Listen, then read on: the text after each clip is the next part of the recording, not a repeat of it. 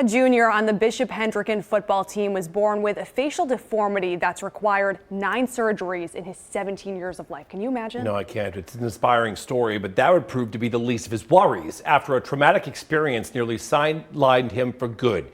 Sports Team 10's Taylor Rocha shares how Ben Tilton got back in the game. Ben Tilton is used to turning heads. He got a lot of stares, sometimes a lot of bullying. Born with a facial deformity, it was rarely for a reason he was proud of. I was treated differently. Until he found football. The one thing we probably don't want is for him to get hit, but there was no way of stopping it. When Ben was 13 years old, he would receive the opportunity of a lifetime, an invitation to play on an all-star football team in Orlando, Florida. I just remember how excited I was when I was first sent the email, number 34 on Chiefs. Perhaps the only thing that could have made the experience sweeter was if his biggest cheerleader, his sister Abby, were in the stands. Go Chiefs! What was their relationship like? Well, Abby was much older than Ben, so we always laughed that we had Ben for Abby as like a toy.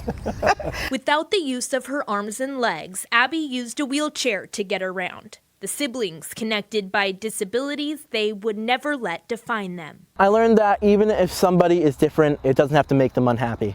Because she was this glowing light that was always so happy, that motivated me to be just like her.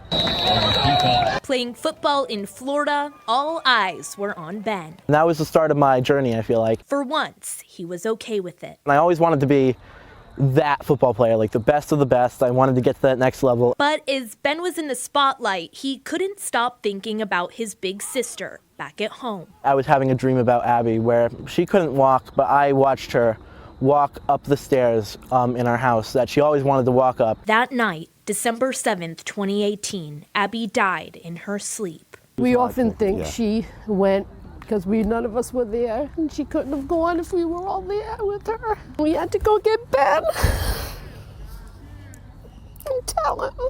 It was the most painful thing I've ever felt. The pain followed by intense guilt. He blamed himself because he said, I would have saved her had I been home. The trauma would trigger constant seizures for Ben, making it difficult to live a normal life. I think my body knew I wasn't ready to be back here. With no cure. The father in me was like, I gotta fix it. And I didn't know how to fix it, and I couldn't fix it. Ben would have to pull himself from his darkest place. Something just kind of clicked for me, stress-wise.